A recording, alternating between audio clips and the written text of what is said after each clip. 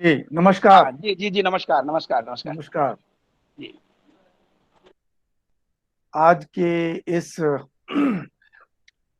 राष्ट्रीय राष्ट्रवादी लेखक संघ के वेबिनार श्रृंखला में कि जो अगली कड़ी बौद्ध और इस्लाम इस विषय पर आयोजित इस वेबिनार के अध्यक्षता कर रहे प्रोफेसर के रत्नम जी को मैं हृदय से नमस्कार करता हूं।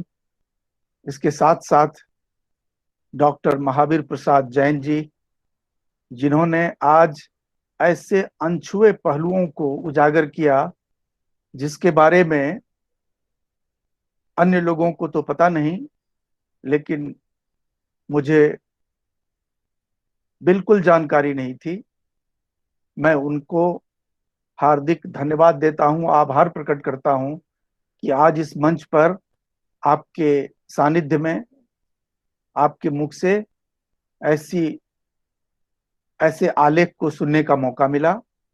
इसके साथ साथ इस राष्ट्रीय राष्ट्रवादी लेखक संघ के सं, संयोजक डॉक्टर यशभान सिंह तोमर जी, doctor Anand ji, doctor Atul ji, doctor Anoop जी, आप सबका बहुत बहुत धन्यवाद कि आप कम से कम इस मंच के सहारे मुझे कुछ ज्ञानार्जन करने का मौका आप लोगों ने दिया है। आज जब मैं डॉक्टर महावीर प्रसाद जी को सुन रहा था तो इसके बाद का वक्तव्य, और वह भी मेरे जैसे अनजान व्यक्ति के लिए, बहुत ही कम महत्वपूर्ण है। आप सबों से मैं एक बात का उल्लेख करना चाहूंगा कि मैं वास्तव में इतिहास का छात्र नहीं हूं। मैं बौद्ध दर्शन और पाली का छात्र रहा हूं और अभी भी हूं, लेकिन संजोगवश पिछले 32 वर्षों से लद्दाख में प्रवास करने के कारण मुझे वहाँ की संस्कृति, धर्म पर अध्ययन करने का मौका मिला।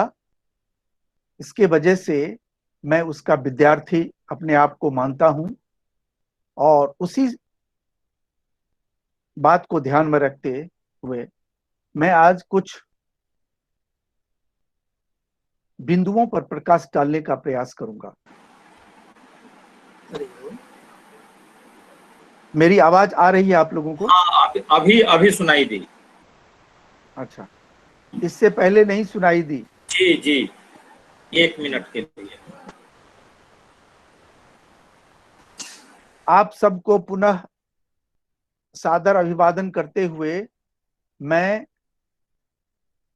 बौद्ध धर्म और विशेष रूप से लद्दाख, कश्मीर और अफगानिस्तान के संदर्भ में कुछ बिंदुओं पर प्रकाश डालने का प्रयास करूंगा।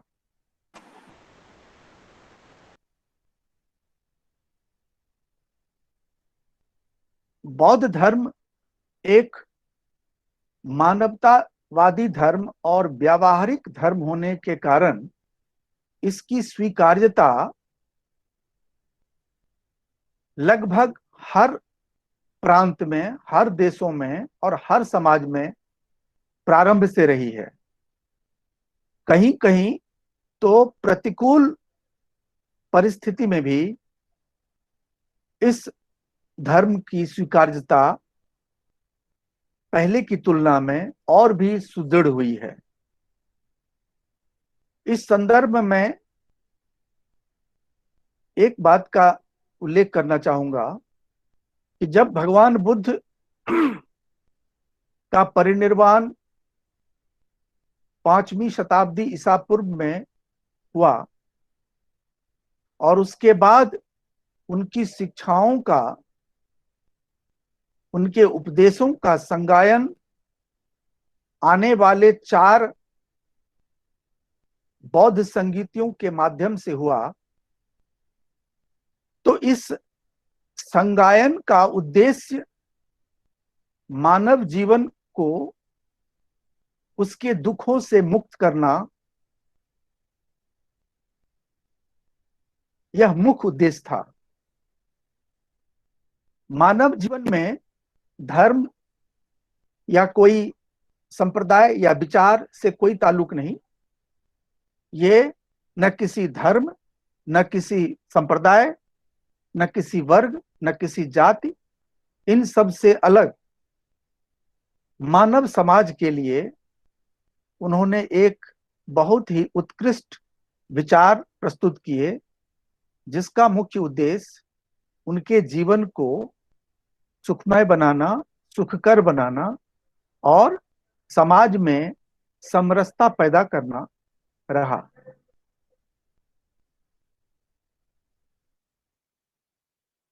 प्रथम बौद्ध संगीति जो राजगृह में हुई थी, भगवान बुद्ध के परिनिर्वाण के 3 महीने बाद, उसमें मुख्य रूप से उनके उपदेशों को 3 भागों में त्रिपिटक के रूप में संग्रहित करके मौखिक रूप में रहने दिया गया।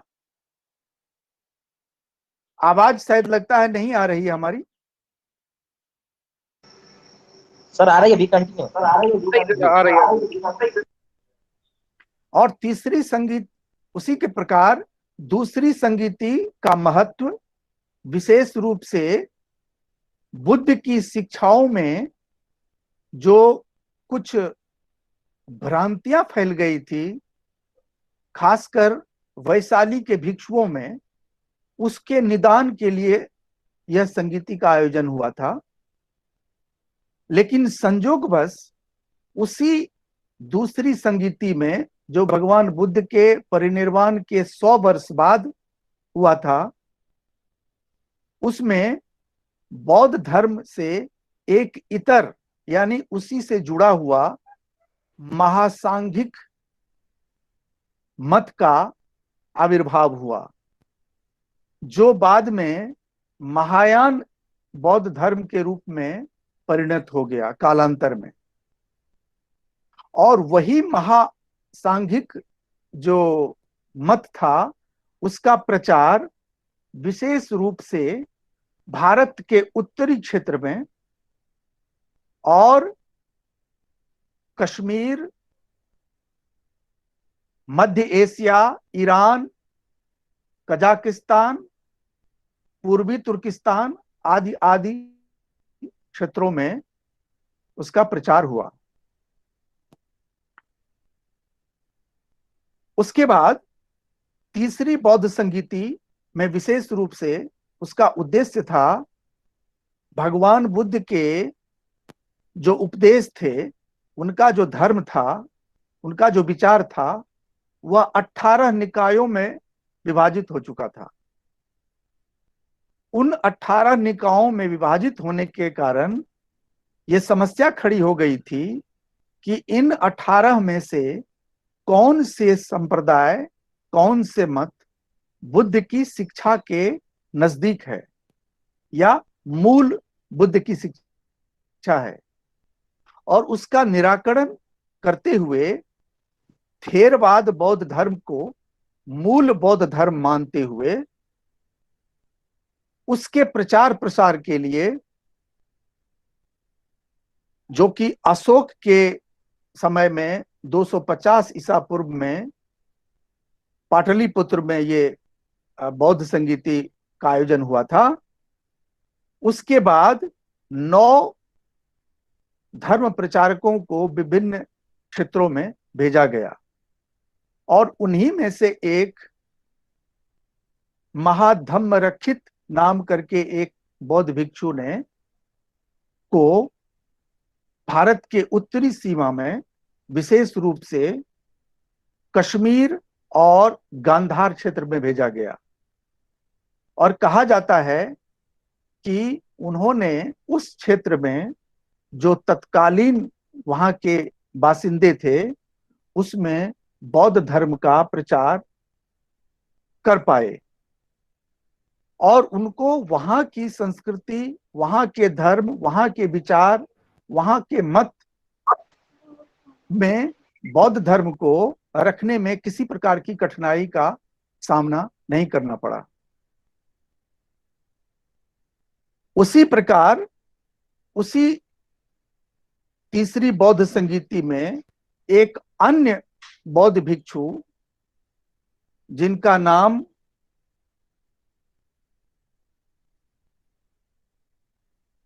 महाधम्मिक था, उसको लद्दाख और लद्दाख से जुड़े हुए क्षेत्रों को भेजा गया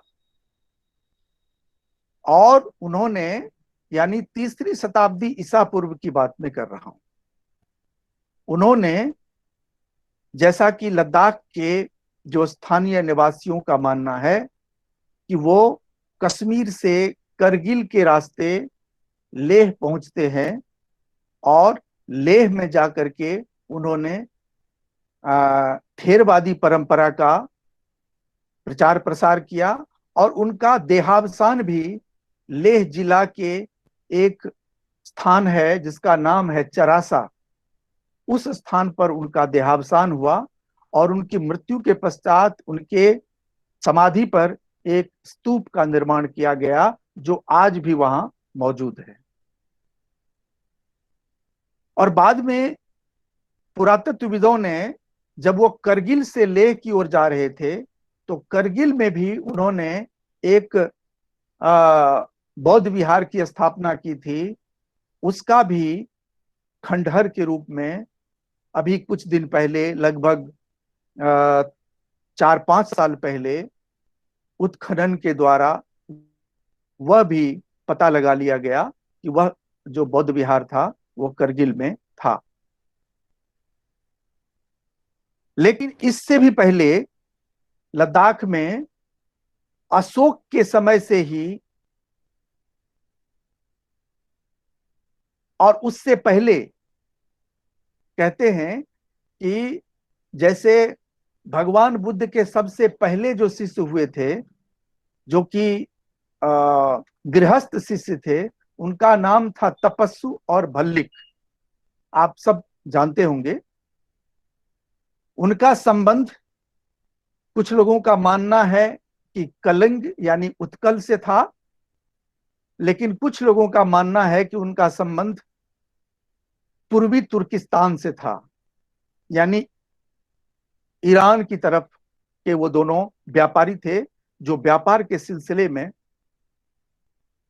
बोध गया की ओर आए हुए थे और वहीं पर उनका भगवान बुद्ध के साथ मिलन हुआ और वहीं पर वो उनके शिष्य बन गए। कुछ लोगों का यह भी मानना है कि तपस्सु भल्ल, ये दोनों आदमी जब वापस गए चीनी तुर्किस्तान तो उन्होंने बल्ख में एक बौद्ध विहार का निर्माण किया जो कि वहां का बौद्ध दर्शन का एक बहुत बड़ा केंद्र के रूप में विकसित हुआ। बाद में उस विहार का नाम नव विहार पड़ा। यह भी बात सत्य है कि उस क्षेत्र में जब बौद्ध धर्म का प्रचार प्रसार हुआ तो वहां की भाषा वो नहीं थी जो भगवान बुद्ध की भाषा थी। वहां पर वहां की स्थानीय भाषाओं जो कि इंडो आर्यन ग्रुप के माने जाते हैं, उन भाषाओं का प्रचार प्रसार था। और जैसा कि अशोक के शिलालेख में भी पता चलता है कि जब चीनी तुर्किस्तान में, पूर्वी तुर्किस्तान में जिसको जिंगजियांग भी आजकल बोलते हैं, वहां पर जो शिलालेख मिला है वहां आरमाइक लिपि में, शिलालेख में अशोक के जो शिलालेख हैं वो मिलते हैं, जिसमें समाज में किस तरह से रहना चाहिए, प्रजा और राजा के बीच में क्या संबंध होने चाहिए, आदि आदि के बारे में जिक्र किया गया है। प्रकार हम देखते हैं कि मध्य एशिया में बौद्ध धर्म का प्रचार बहुत पहले, यदि हम 6ठी शताब्दी ईसा पूर्व न भी माने तो 3री शताब्दी ईसा पूर्व तो मानना ही पड़ेगा, क्योंकि अशोक का शिलालेख को लेकर के यह बात कही जा सकती है कि उस समय तक वहां बौद्ध धर्म फैल चुका था। जैसा कि मैंने पहले ही बताया कि इतिहास का मैं छात्र वास्तव में नहीं हूं, लेकिन ये जब हमें इस बारे में एक जिम्मेदारी सौंप दी गई तो मैं इसके बारे में पिछले 2 दिन से अध्ययन करता रहा और कुछ जो पिछले अनुभव थे उसके माध्यम से मुझे जानकारी मिली, उसके आधार पर मैं बता रहा हूं। एक छोटा सा मैंने नोट्स भी इस पर तैयार किया है, अगर आप कहें तो मैं उसे थोड़ा बहुत बताऊं।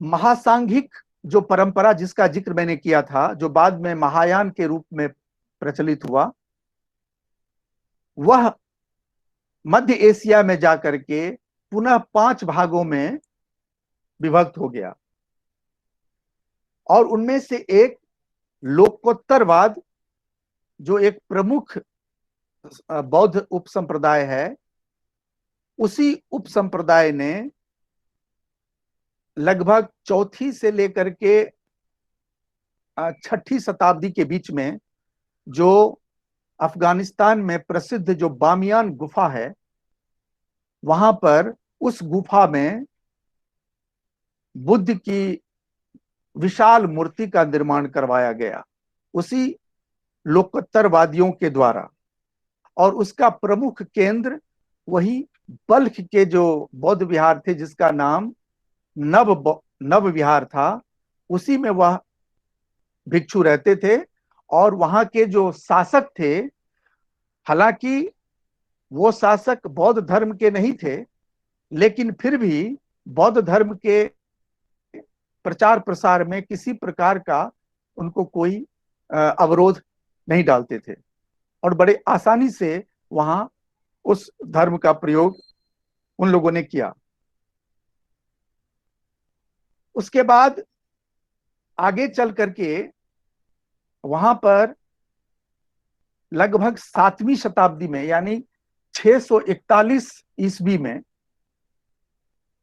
अरब लोगों के द्वारा आक्रमण होता है मध्य एशिया में, और उन लोगों ने जैसे ही अरब का आक्रमण इस क्षेत्र में होता है, तब वह किसी धर्म या किसी संस्कृति या किसी समाज के प्रति अत्यंत असहिष्णु हो जाते हैं और वहां की जितनी भी चीजें थी सबको तहस नहस करने के प्रति लग जाते हैं। और इसी का कारण है कि उसके बाद वहां बौद्ध धर्म धीरे धीरे उसका अवसान शुरू हो जाता है, जो बाद में जाकर के और भी जो 10वीं, 11वीं, 12वीं शताब्दी में एक ग्रुप ऑफ अरब्स कह सकते हैं, उसके माध्यम से जब पूरे मध्य एशिया को अपने कब्जे में ले लेते हैं, तो साथ साथ वो कश्मीर में भी आते हैं। और फिर कश्मीर में आकर जब वहाँ बौद्ध शासन था, उससे पहले हिंदू शासक के दौरान भी बौद्ध धर्म में किसी प्रकार की बाधा उत्पन्न नहीं होती है। ललितादित्य मुक्तापीड़ जैसे प्रसिद्ध कश्मीरी राजा के समय में भी बौद्ध विहारों को दान और उसकी मदद पूरी तरह से मिलती थी, और इतना ही नहीं, जो बौद्ध भिक्षु थे उनको भी भरपूर संरक्षण मिलता था। इस प्रकार हम देखते हैं कि कश्मीर में एक समय तो ऐसा था कि बौद्ध और सनातन परंपरा या हिंदू परंपरा जो भी कह लें, ये दोनों परंपरा बिल्कुल समान रूप से चल रही थी और इसमें किसी प्रकार की कोई व्यवधान पैदा नहीं हो रहा था। हाँ, ये बात जरूर था कि कुषाण और हर्ष के समय में जरूर बौद्ध धर्म को, बौद्ध संघ को, बौद्ध भिक्षुओं को राजा के द्वारा बहुत समर्थन मिला, राजाश्रय मिला, उनको बौद्ध विहार बनाने में मदद मिली, अनेक प्रकार के त्योहार या कोई अन्य प्रकार के आयोजन करने में राजा की ओर से मदद मिलता रहा। और इस प्रकार से हम देखते हैं कि कश्मीर में जब तक हिंदू राजाओं का शासन रहा और बौद्ध राजाओं का शासन रहा, तब तक किसी प्रकार का कोई आपसी बिखराव की स्थिति बिल्कुल नहीं देखने में आती है। लेकिन जब लगभग 13वीं सदी में वहां मुस्लिम शासकों का आना शुरू हो जाता है, इससे पहले मुगल शासक तो बाद में आते हैं, लेकिन मुस्लिम शासक में जो दिल्ली सल्तनत के लोग थे, दिल्ली सल्तनत का शासन कश्मीर तक भी था और वहां के जो शासक थे उनका आचरण वहां के लोगों के प्रति, वहां की आम जनता के प्रति असहिष्णुता ही नहीं बल्कि बर्बरता की सीमा को पार करते हुए हम देखते हैं। वहां पर मास कन्वर्सन राजा के यानी शासक के द्वारा किया गया। लोगों को जबरदस्ती बौद्ध धर्म को से या हिंदू धर्म से इस्लाम धर्म कर्म में परिवर्तन करने के लिए कहा जाने लगा। इतना ही नहीं, उन लोगों पर अनेक प्रकार के टैक्स जो नॉन इस्लाम थे, जो नॉन मुस्लिम थे, उन पर अनेक प्रकार के टैक्स लगा दिए गए, जिसके कारण उनकी स्थिति दिनानुदिन खराब होती गई और उन लोगों को इस्लाम धर्म कबूल करना पड़ा। हमने कुछ दिन पहले राज्यसभा में जो हमारे एक राज्यसभा के विपक्ष के नेता हैं, उनके मुंह से हमने सुना कि मुझे गर्व है, जो कि मुस्लिम हैं, उन्होंने राज्यसभा में कहा कि मुझे गर्व है कि मेरे दादाजी हिंदू थे। ये बात सुन करके वास्तव में उनको जितना गर्व होता होगा उतना ही गर्व लगभग हिंदुओं को भी होता होगा कि कश्मीर एक समय में हिंदुओं का, बौद्धों का एक इतना बड़ा विद्या का केंद्र, संस्कृति का केंद्र, ज्ञान का केंद्र था, लेकिन आज वहां वो सब चीज कुछ भी देखने को नहीं मिलता है।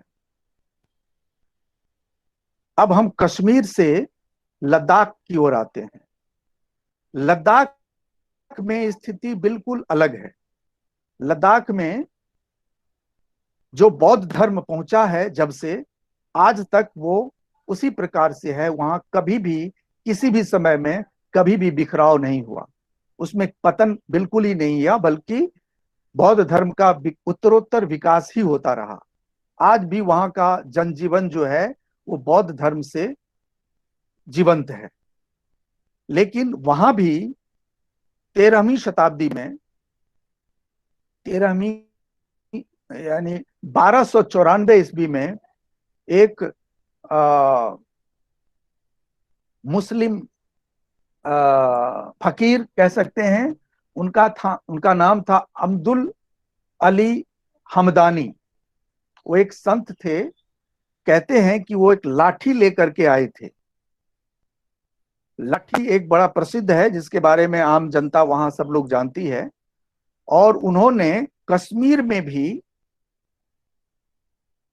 बड़े प्यार से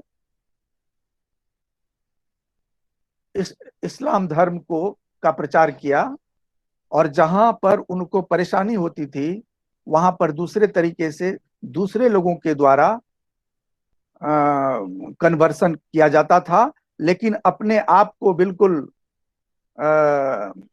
अपने पोजीशन को बिल्कुल ठीक ठाक बना करके रखते थे। और वही शख्स लद्दाख भी पहुंचते हैं और वहां आकर के उन्होंने वहां के लोगों को सबसे पहले जो सूफी बातें हैं, जो कि बिल्कुल कोई धर्म से ताल्लुक नहीं है, उस प्रकार की बातें शुरू शुरू में वो करते हैं, और उसके बाद धीरे धीरे धीरे धीरे वहां पर कन्वर्सन शुरू करते हैं। और वो कन्वर्सन करगिल में सबसे पहले करते हैं, और उसी के साथ वहां पर फिर मस्जिद का निर्माण होता है, और फिर वहीं से आगे बढ़ करके लेह पहुंचते हैं। और लेह में जा करके उन्होंने, यानी 14वीं शताब्दी में मस्जिद का निर्माण वहां हो चुका था। वो मस्जिद आज भी मौजूद है। उनके द्वारा स्थापित लद्दाख में लगभग 7-8 मस्जिद आज भी मौजूद है, और उसके बाद तो ना जाने और कितने मस्जिदों का निर्माण हुआ। बाद में तो वहाँ के बाद में जो कश्मीर के सुल्तान, जिनका नाम सुल्तान जैनुल आबदीन था, वो बड़ा ही कहा जाता है कि बहुत ही सख्त शासक था कश्मीर का। वहां पर उनके अंदर में काम करने वाले, उनका नाम था नूर बख्श बल्ती। उनको उन्होंने सिर्फ इसीलिए अपने दरबार से हटा दिया कि वो अपने राजा का या अपने शासक का वो प्रशंसा नहीं करते थे। और जब उनको राज्य से निष्कासित कर दिया तो वह भी लद्दाख आते हैं, और लद्दाख आकर के वो जो बख्शी साहब ने आकर के यहाँ भी बौद्ध ये इस्लाम का प्रचार करते हैं, और लोगों को कन्वर्ट करते हैं। और कन्वर्ट ही नहीं करते हैं, बल्कि उनको दीनी शिक्षा के लिए अन्य स्थानों पर भी ले जाने के लिए प्रयास करते हैं, और उसमें उनको कामयाबी मिलती है। उतना ही नहीं, इसके साथ साथ वहां के राजा, जो एक बड़े प्रसिद्ध राजा हुए, जिसको बड़ा ही प्रतापी राजा माना जाता है लद्दाख का, सेंगे नमग्याल। वो नमग्याल राजवंश का सबसे प्रसिद्ध राजा था। उनके पिता